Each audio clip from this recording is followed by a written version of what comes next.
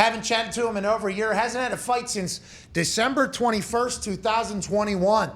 All the way back in the game, an absolute stallion, a man who's undefeated in this weekend. He will beat another man quickly in an epic way. Ladies and gentlemen, future of the company, the current of the UFC, Suga Sean O'Malley. Yeah. How are you, Bob? We getting a little Zen situation going? A little manifestation happening, Suga?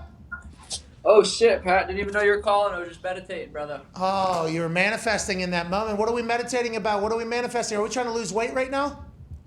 Yeah, we're getting there. Weigh-ins are Friday. What day's a Wednesday? Got a couple more pounds to cut, but in good spirit. How do you feel, Sean? We haven't talked to you in a while. It looks like from afar you've been enjoying your life. It's been a while since you've had a fight. Are you excited to get back in there? Yeah, I'm super excited. Last fight I fractured my thumb, so I had to let that bad boy heal up. And it's been going. Everything's been going so perfect, and I think it just adds up to another beautiful performance Saturday night. You mentioned that thumb. How long did it take before you felt pretty confident throwing that thing?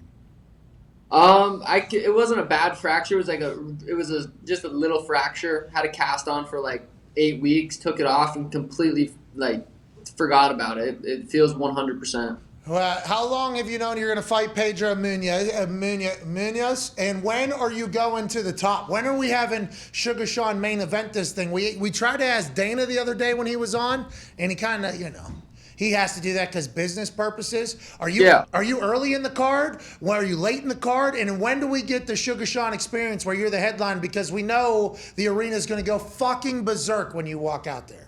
They go fucking berserk when I walk out. I open up the main card, 7 p.m. I fight. That's kind of where I've been at for the last couple fights, and that's kind of, I've asked the UFC, hey, can I open up the main card? That's what I like to do. I go knock them out, do an hour of media, and then I get to watch the co-main and main event.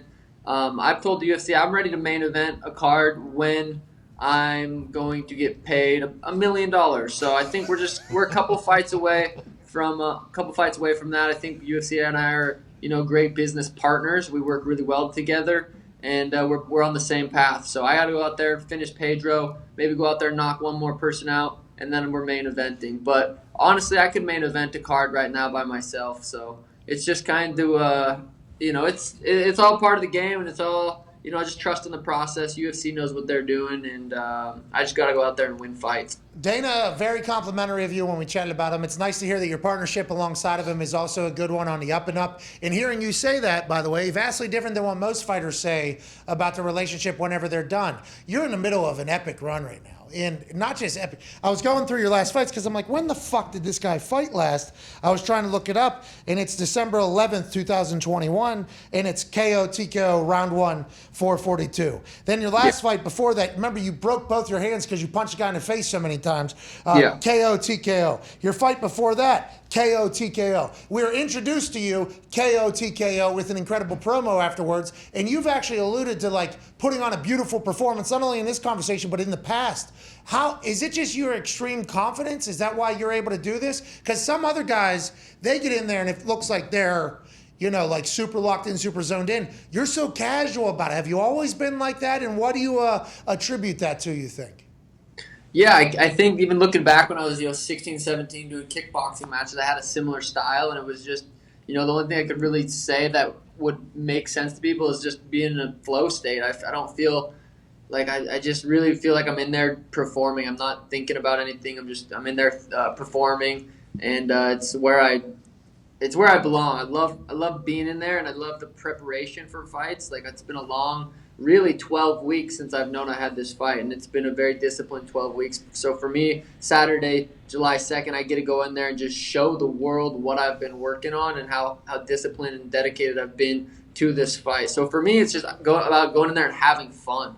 I really, really enjoy performing in front of millions of people in T-Mobile Arena. So I think it's just, I just go in there, flow, and just do what I know I'm capable of doing. It's honestly hard not to be confident. I try not to be confident. It's hard. I knock so many people out in my life. It's really hard not to be confident. So I try to stay humble, but Pat, it's hard. Yeah, I can see. Did you always have that? Was it like that from the jump when you started fighting? I look back when I was 16, 11 years ago when I started fighting. I don't remember kind of where my mind was at, but I remember I was knocking people out pretty early on, like when I was 16, 17 Hey, years were you old. scared? Do you remember being scared in your first couple fights or no? I remember thinking in like my later amateur career, not so much my pro career, but later in my amateur career, I had 14 fights. I'm like, why do I do this? I do not like this feeling standing in the back. In Great Falls, Montana, I remember standing in the back being like, I don't have to feel this feeling if I don't book a fight. It was such a, I didn't like that feeling.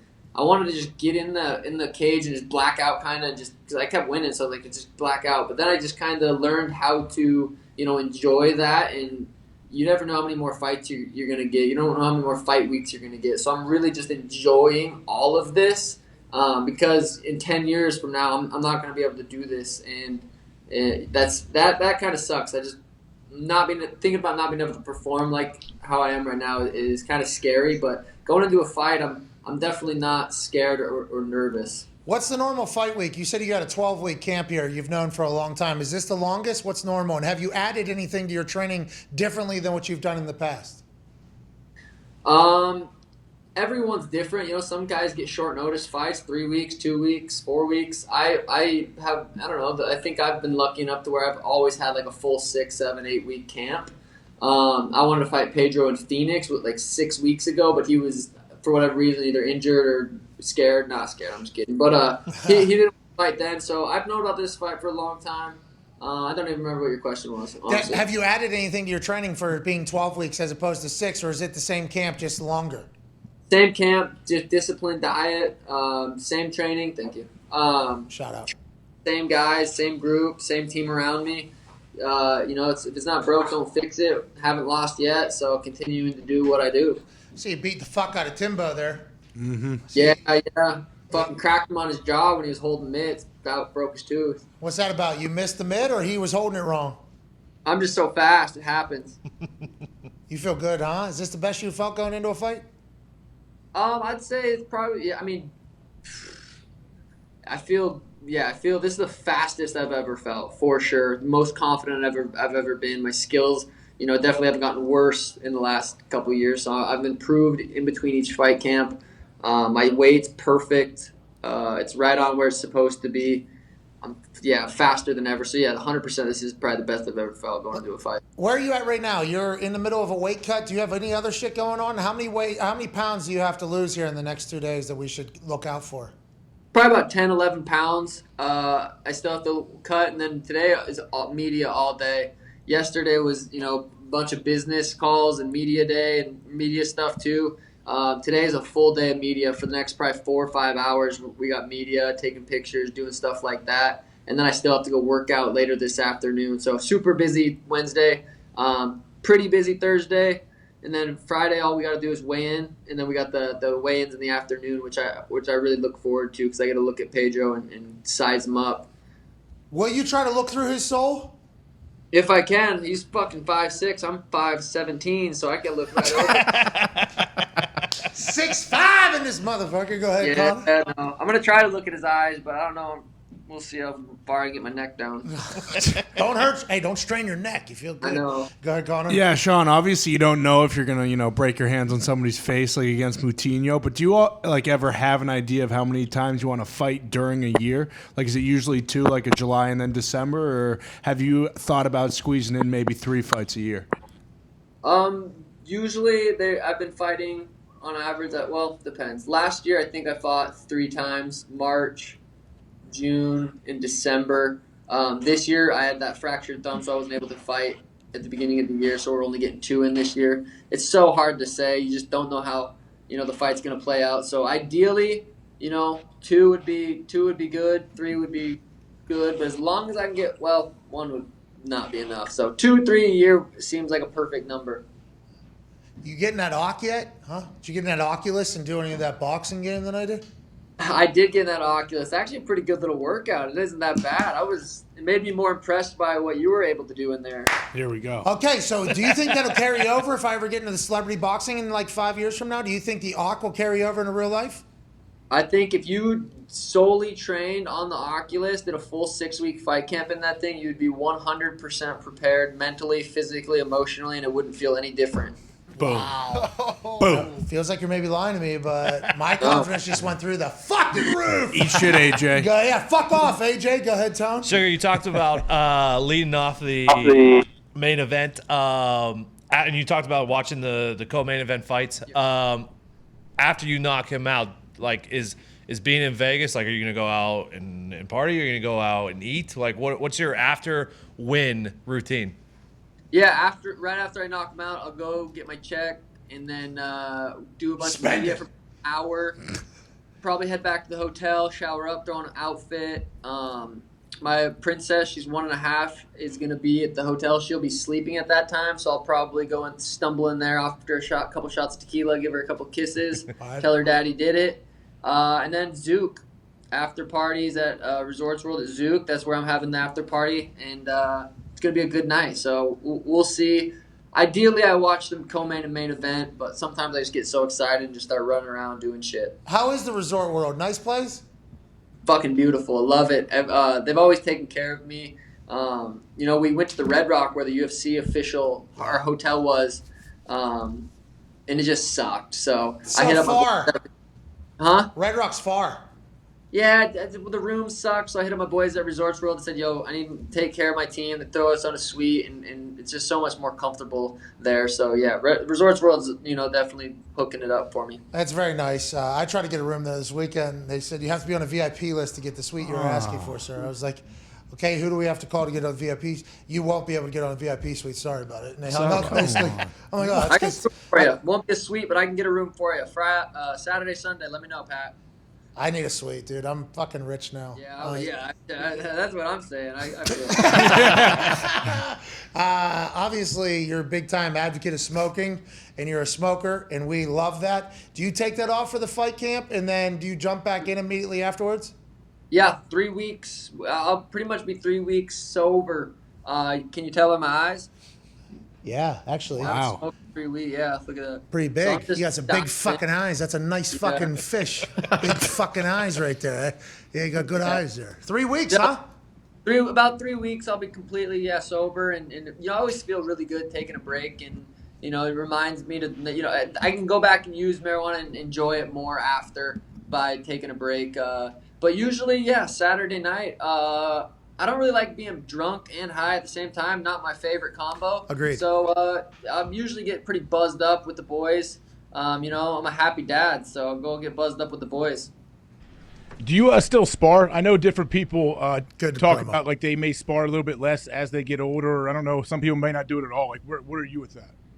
I only spar in camp. So I started sparring when I was 8 weeks out from this fight, and I'll just gradually get into it. I'll do 1 round on Saturday, 1 round on Wednesday, 1 round on Saturday, 1 on Wednesday, then 2, and then 2, and then 3, and then 3, and gradually up the rounds until I'm doing 3 5-minute rounds with a fresh partner each round. And but outside of camp, I quit sparring a couple of years ago. It's just not worth it. It's just too many. My head is obviously beautiful, of course, and I'm so smart, and I want to continue to be so smart. Of course. Who laughed? A lot of people. Well, that was Connor. Yeah, Connor back laughed. in the back Connor over there. laughed. Yeah, some Connor people. laughed. He's a dumbass too, though. I mean, so it's not. Do you wear a helmet for that? Helmet, body, full pads for your sparring, or are they trying to hit you like actual fights? How's that play out? It's tough because obviously you want to take care of your training partners, but it's also like you get smoked. You want to smoke them back. Ideally you have training partners you can really trust. You wear the puffy gloves, shin pads. Some people wear headgear. I never really wear headgear. I feel like I get hit more with it just because it's thicker. Because you're trying to miss. Yeah, headgear is mostly for cuts and stuff. But yeah, you don't want to knock your opponent or your sparring partners out. You want to take care of them. They're your friends. They're trying to help you get ready for a fight. So knocking them out doesn't do anything. But we try to take care of each other. What's next business-wise outside of the cage? Man, you got a great brain. You just alluded to it. We all understand it. The podcast is fantastic. Obviously, the content is great. What's next for you think outside the cage? Or are you just focused on doing what you're doing right now for a little bit? Yeah, I mean, since all the work's already been put in for the fight, so now, fight week, lot of deals are coming around. I'm sure you're familiar with Happy Dad, the Nelk boys. Oh, yeah. Doing some big things with them. So Hey, those yeah. motherfuckers, I know you're friends with them over there. They're fucking geniuses, dude. Yeah, they are. I'm excited. We got some big things that we're going to announce soon with them. Fucking love those guys. They're going to be there front row at the fight. They're going to be at the after party too, celebrating. So yeah, big things coming. I'm definitely want to get into the investments, and I'm a entrepreneur, so I gotta make that money outside the UFC too. Suga Sean Entrepreneur, a man is going to walk into a cage this weekend and do what he's always done, which is put on a performance and knock a motherfucker out. We appreciate the hell out of your time. Good luck with the weight cut and the media. Yes, sir. Thank you, guys. Appreciate you. Hey, Connor laughed at you being smart. That's kind of fucked up. It was fucked I'll up. fuck him up. Please. Punch him. Yeah, he'll punch you right. That's why he hung up right there, dude. That's fine. How do you feel? You feel good about yourself?